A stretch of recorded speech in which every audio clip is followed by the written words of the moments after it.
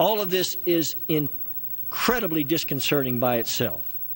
However, Madam Speaker, Iran is pursuing something even more ominous, something that should gain the immediate attention of every American and indeed every person in the civilized world.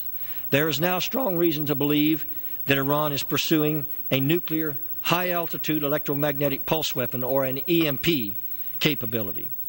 An EMP attack on America would consist of a nuclear blast detonated at high altitude, which would instantly generate an electromagnetic pulse over our homeland with devastating effect.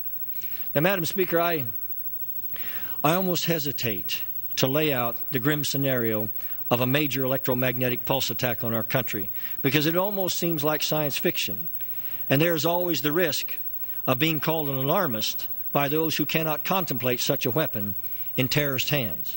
But, Madam Speaker, I willingly take that risk because I now have 2 little baby twins at home, and I want to make sure that they and millions of other children like them grow up and are able to walk in the sunlight of American freedom as I have. And very simply, that may not happen if the nation of Iran gains electromagnetic pulse weapons. Madam Speaker, Dr. William Graham, White House science advisor under President Ronald Reagan and current chairman of the Commission to Assess the Threat to the United States from Electromagnetic Pulse Attack, has now testified twice before the Armed Services Committee, of which I am a member. According to Dr. Graham, the electromagnetic fields produced by weapons deployed with the intent to produce EMP have a high likelihood of damaging electrical power systems, electronics, and information systems upon which American society depends. The effects on those critical infrastructures could qualify as catastrophic to the nation, he says. While no one would die instantly, within days and weeks the ultimate impact on this nation would be far more devastating than a nuclear blast in an American city. According to Dr. Graham, millions of people would begin dying within weeks. He says, quote, people in hospitals would be dying faster than that because they depend on power to stay alive. But then it would go to water, food, civil authority, and emergency services. And we would end up with a country with many, many people not surviving the event, close quote. He goes on to say, quote, most of the things we depend upon would be gone. And we would be literally depending upon our own assets and those we could reach by walking to them, unquote. And then he was asked just how many Americans would die if Iran were to launch the EMP attack it appears to be preparing. Now, Madam Chairman, Iran is still a ways off, but I believe they are moving in that direction, and I want to make that very clear. Dr. Graham gave a chilling reply to the question. He said, I'd have to say that 70 to 90% of the population would not be sustainable after this kind of attack. Madam Speaker, could Ahmadinejad have been thinking about an EMP attack when he said that, quote, a world without America is conceivable? Experts say that a determined adversary can achieve an EMP attack capability without having a high level of sophistication. For example, an adversary would not have to have a long-range missile capability to conduct an EMP attack against the United States. Such an attack could be launched from a freighter off the U.S. coast using a short or medium-range missile to loft a nuclear warhead to high altitude. Terrorists sponsored by a rogue state could execute such an attack without even revealing the identity of the perpetrators. Iran has practiced launching a mobile ballistic missile from a vessel in the Caspian Sea.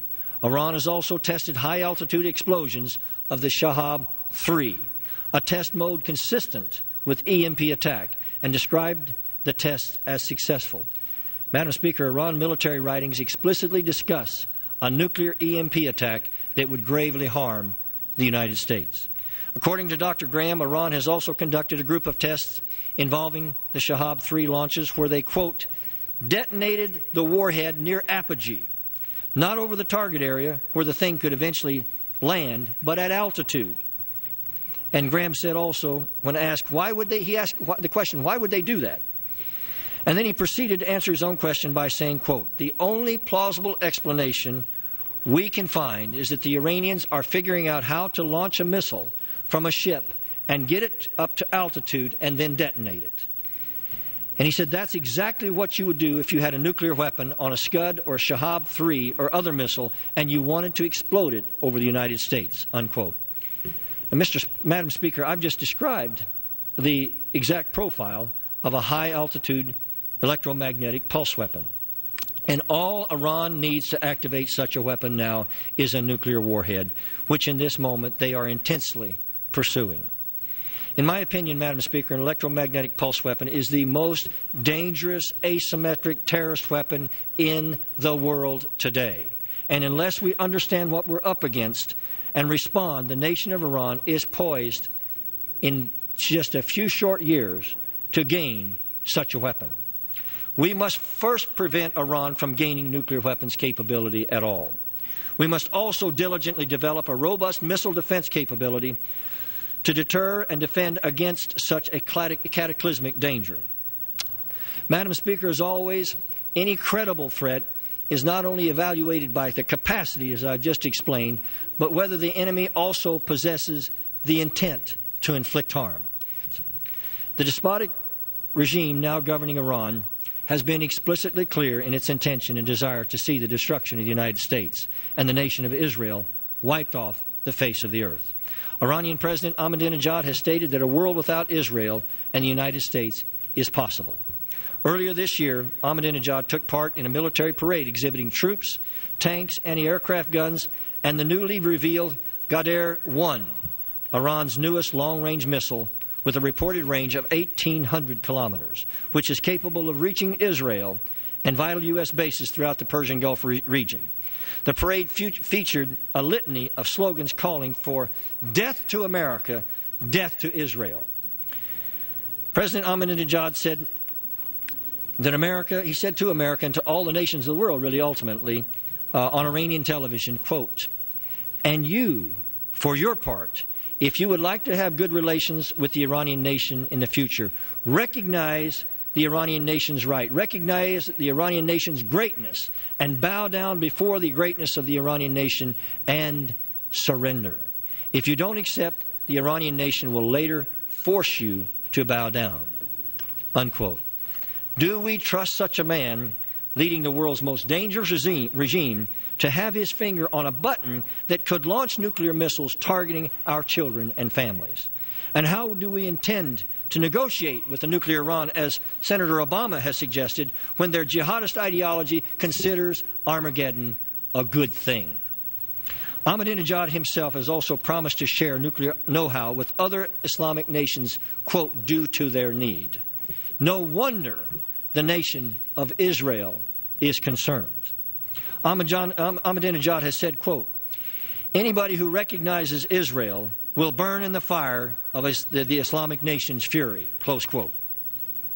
And has also promised to, quote, "wipe out Israel in a sea of fire."